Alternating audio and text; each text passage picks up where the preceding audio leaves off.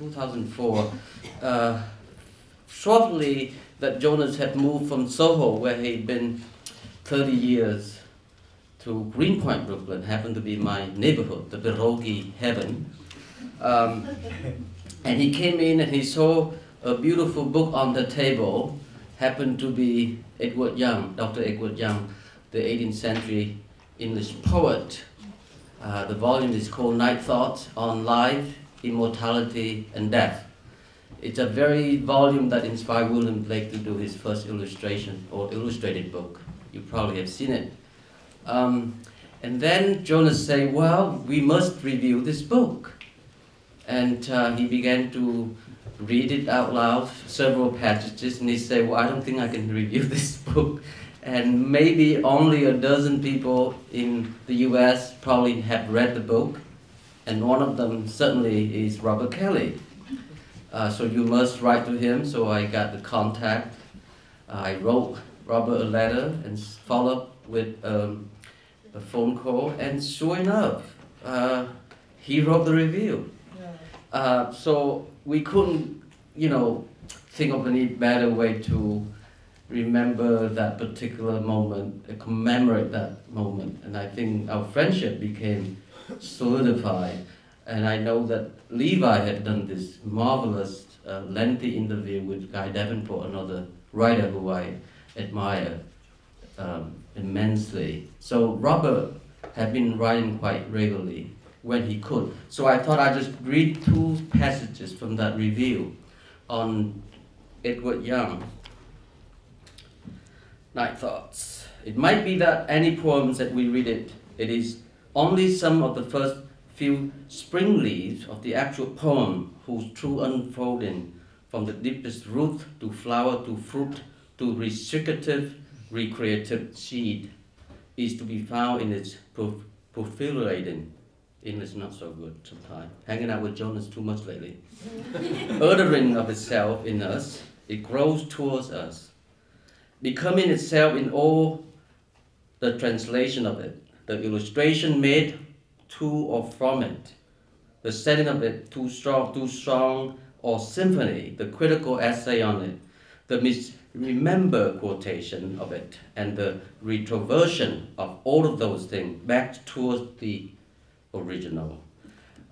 So we never really read Poe until we read him in German and French, and also let resonate as we read and reflect all the Hollywood adaptation, the music, radio plays, critical essays, exam questions, misquotations, scribble expert on love letters sent or received. All of these are the poem, the real poem. We have to understand that what a curious, deep, scarcely penetrable things a poem is. Any poem is.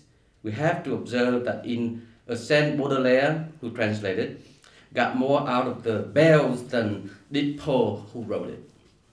We have to understand then that the whole poem, the true deep vast poem of the poem, is an energy behind the artifact.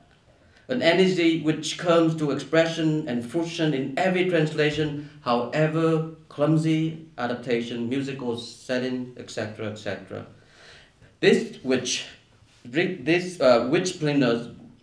us closer to Edward Young. His Night Thoughts is hardly remembered in the English-speaking world. Students are not much set to study him in Birmingham or Chicago or Bangalore as they study Spencer or Blake or even John Clare. In Nagoya, they study everything, but that's another story. And the poor, beautiful, exciting orphan nomad poems that are not taught in school, how many of them will ever be read again? Here and there, in moonlight, under the hedge, half understood, whispered into the man's ear, adored.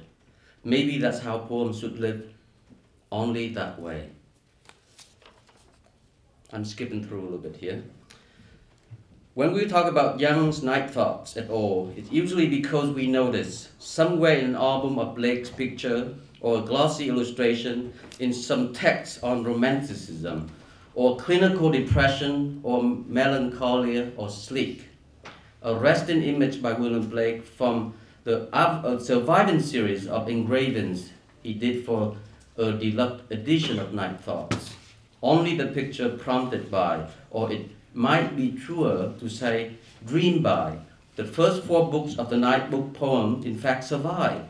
Of the hundreds of drawing and engraving Blake made, we read that this picture, say, a vertical naked figure, his ankle in the sky, blows a song, sweet bell trumpet right into the ear socket of a skeleton who seemed to be gladly rousing from its shroud, is an illustration from Night Thoughts. The picture so tellingly, playfully, the trumpeter's sex is hidden by a coyly but naturally enough raised knee, argues the abrupt and welcome character of the resurrection of the dead, that we perhaps are not quite by curiosity to seek out the poem that tries to take on new life through Blake's image.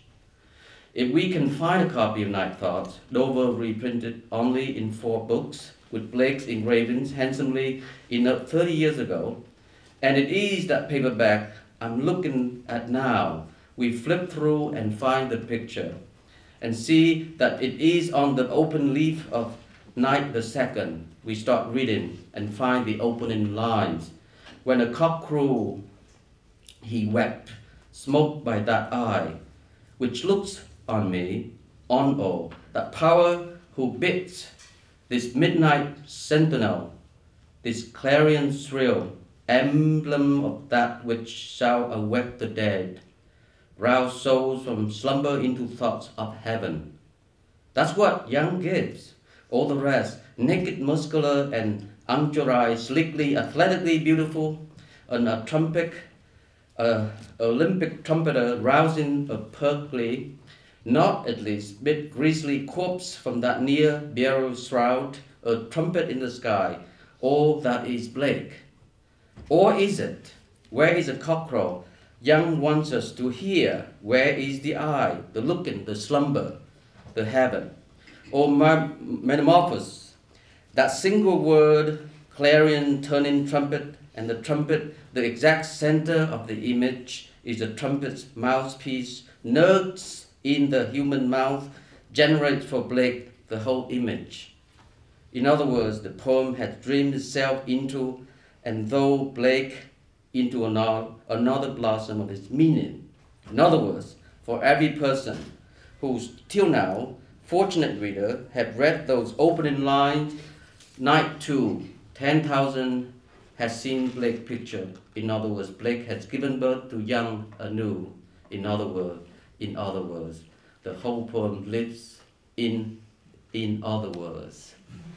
The copy, the original was, I think, published in 1742, and my edition was, I think, came out much later, 1818, and I was very happy that Robert kept the book as a gift for me.